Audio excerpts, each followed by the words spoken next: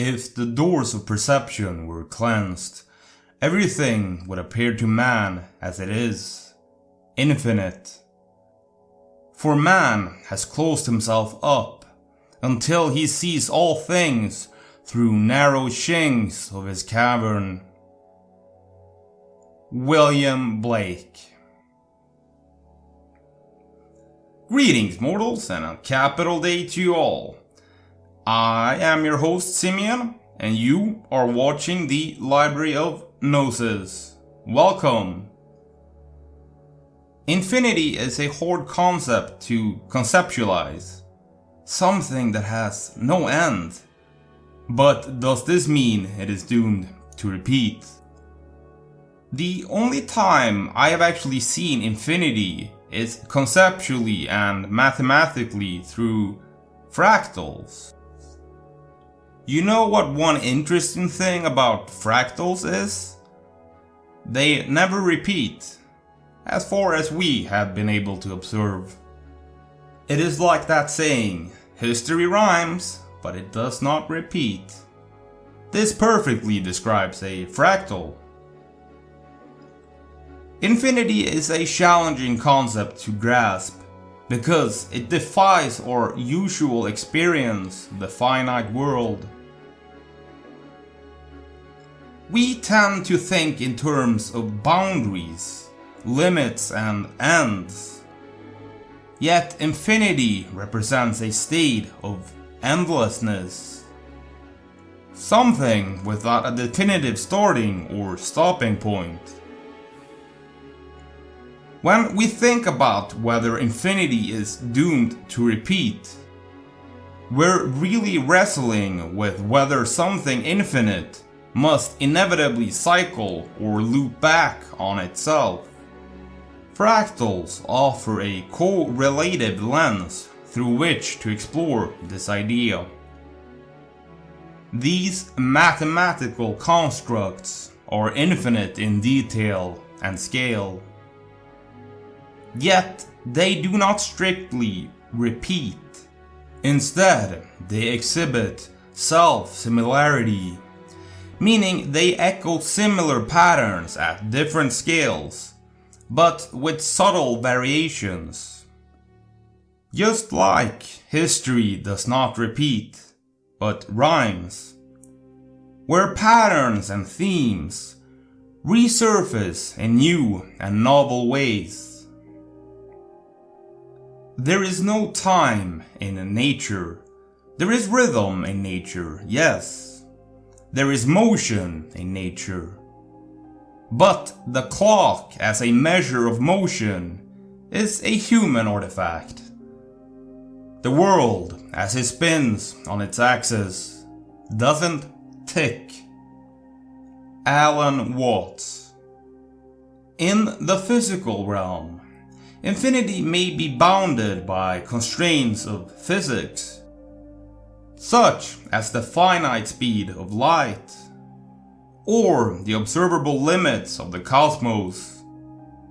In contrast, mathematical and conceptual infinities are unbounded by physical laws, existing as pure abstractions.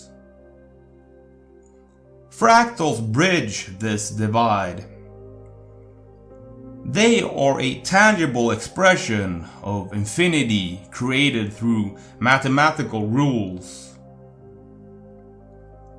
The Mandelbrot set, for instance, embodies an infinite complexity that unfolds as you zoom in, revealing new structures and patterns without ever truly repeating. Something that's fascinating and counterintuitive is that a fractal can have an infinite surface area, because it adds more detail at every scale. As you zoom in, new structures appear endlessly. For example, the Koch snowflake has a finite area but an infinite perimeter. In 3D, a shape like the Menger sponge fits in a finite space, but has infinite surface area because its surface becomes infinitely complex. As we live in a fractal universe, fractals are all around us. Just go outside and look at a simple tree of your choice. It has a trunk, which is one line. Then it has branches growing out from the trunk, each one in similar lines.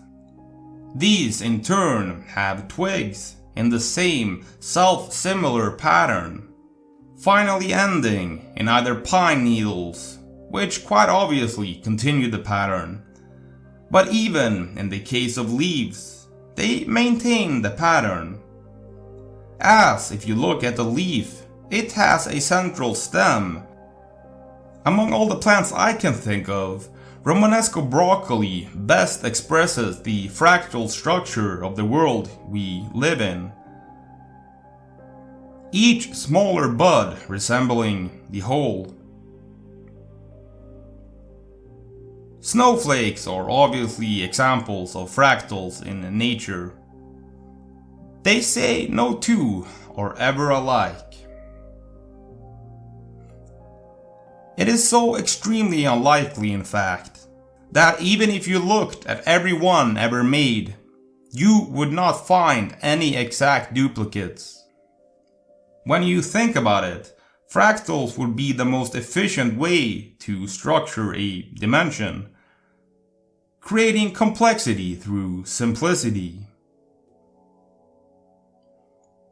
The Mandelbrot set is a simple formula, but repeated at scale thanks to computers with enough processing power.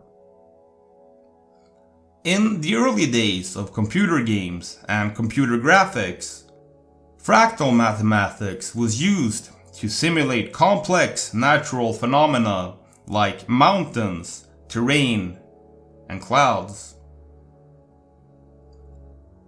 This approach saved on processing power and storage, which were very limited at the time. By using fractal algorithms, developers could generate realistic landscapes or textures without manually creating or storing vast amounts of data.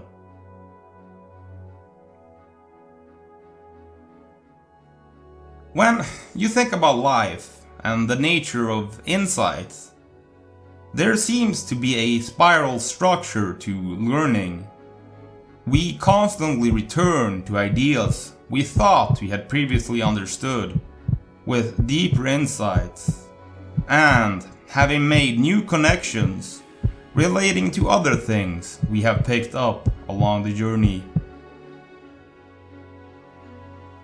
In a broader sense, fractals might serve as a metaphor for the universe itself. A system that operates on recursive principles, producing echoes and resonance across scales, yet always with enough variation to prevent true repetition. One Hermetic maxim states, "While all is in the all, it is equally true that the all is in all." Now, while fractals might not have an end, this broadcast sure does. Write Fractal Surfer in the comments, so I know you did. See you in the next one, mortals!